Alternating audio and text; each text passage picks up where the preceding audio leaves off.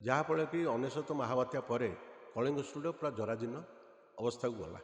ତାପରେ ଲୋକ ଭାବିଲେ ଆଉ ଆମ ଷ୍ଟୁଡ଼ିଓ ଆଉ କାର୍ଯ୍ୟକ୍ଷମ ହେବ ନାହିଁ।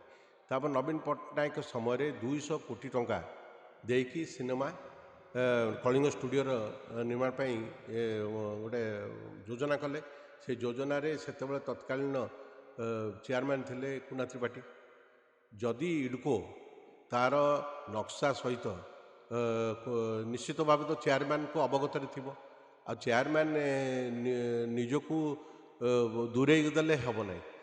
ଶୁଣନ୍ତୁ, କଳିଙ୍ଗ ଷ୍ଟୁଡ଼ିଓ ମୁଁ 84 ମସିହାରେ ଯେତେବେଳେ ସମ୍ବାଦରେ କାମ କରୁଥିଲି, 84 ମସିହାରେ କଳିଙ୍ଗ ଷ୍ଟୁଡ଼ିଓ ହାଲଚାଲ ପ୍ରତିଦିନ ଯାଉଥିଲା। ସେତେବେଳେ କଳିଙ୍ଗ ଷ୍ଟୁଡ଼ିଓକୁ ଯେତେବେଳେ ଆରମ୍ଭ ହେଲା, ଡକ୍ଟର ହରେକୃଷ୍ଣ ମହତାବ ଏହାକୁ ନିର୍ମାଣ କଲେ। ତାପରେ କଳିଙ୍ଗ ଷ୍ଟୁଡ଼ିଓରେ ଯେଉଁମାନେ ଟେକ୍ନିକାଲି ସ୍କିଲ୍ ଲୋକଙ୍କୁ ସେଠି ବହୁତ ପ୍ରକାର ଆରମ୍ଭରୁ ତାଙ୍କୁ ବିରୋଧ କରିବା ଗୋଟେ ନୀତିଦିନିଆ ବ୍ୟାପାର ହୋଇଗଲା। ଯେଉଁମାନେ ମ୍ୟାନେଜମେଣ୍ଟରେ ରହିଲେ ସେମାନେ ସବୁବେଳେ ନିଜେ ପ୍ରତିହାରକୁ ଜାହିର କରିବା ପାଇଁ ସବୁ ପ୍ରକାର ପ୍ରୋବ୍ଲେମ୍ କରେଇଲେ। ଯାହାଫଳରେ କି ଅନେଶତ ମହାବାତ୍ୟା ପରେ କଳିଙ୍ଗ ଷ୍ଟୁଡ଼ିଓ ପୁରା ଜରାଜୀର୍ଣ୍ଣ ଅବସ୍ଥାକୁ ଗଲା। ତାପରେ ଲୋକ ଭାବିଲେ ଆଉ ଆମ ଷ୍ଟୁଡ଼ିଓ ଆଉ କାର୍ଯ୍ୟକ୍ଷମ ହେବ ନାହିଁ। ତାପରେ ନବୀନ ପଟ୍ଟନାୟକ ସମୟରେ 200 କୋଟି ଟଙ୍କା ଦେଇକି ସିନେମା କଳିଙ୍ଗ ଷ୍ଟୁଡ଼ିଓର ନିର୍ମାଣ ପାଇଁ ଗୋଟେ ଯୋଜନା କଲେ। ସେ ଯୋଜନାରେ ସେତେବେଳେ ତତ୍କାଳୀନ ଚେୟାରମ୍ୟାନ୍ ଥିଲେ କୁନା ତ୍ରିପାଠୀ।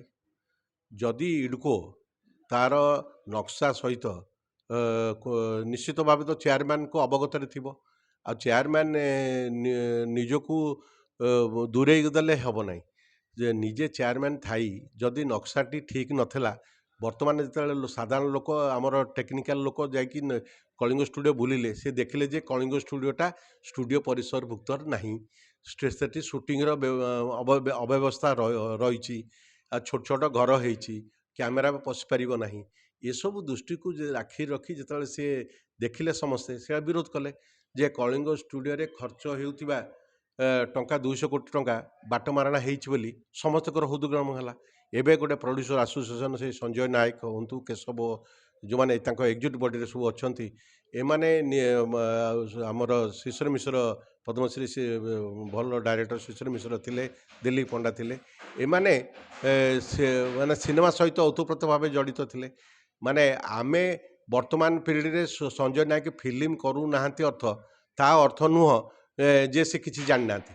ଯେତେବେଳେ ସଞ୍ଜୟ ନାୟକ ଫିଲ୍ମ କରୁଥିଲେ, ସେତେବେଳେ ତାଙ୍କ ପାଖରେ କେହି ପଶିପାରୁନଥିଲେ। ସିଏ ବି ଗୋଟେ ସେତେବେଳେ ରାଜତ୍ୱ ତାଙ୍କର ଥିଲା, ଆଉ ସବୁ ଫିଲ୍ମ ହିଟ୍ ପର୍ଯ୍ୟାୟଭୁକ୍ତ ଥିଲା, ଅନେକ ସିନେମା ତାଙ୍କର ହିଟ୍ ପର୍ଯ୍ୟାୟଭୁକ୍ତ ଥିଲା। ଆମେ କହିବାନି ଯେ ଷ୍ଟୁଡ଼ିଓ ବିଷୟକୁ ନ ଜାଣିଛି, ଯେ ଷ୍ଟୁଡ଼ିଓକୁ ନ ଯାଇଛି, ସିଏ ଯଦି ଷ୍ଟୁଡ଼ିଓ ବିଷୟରେ ଅବଗତ କରେଇବ,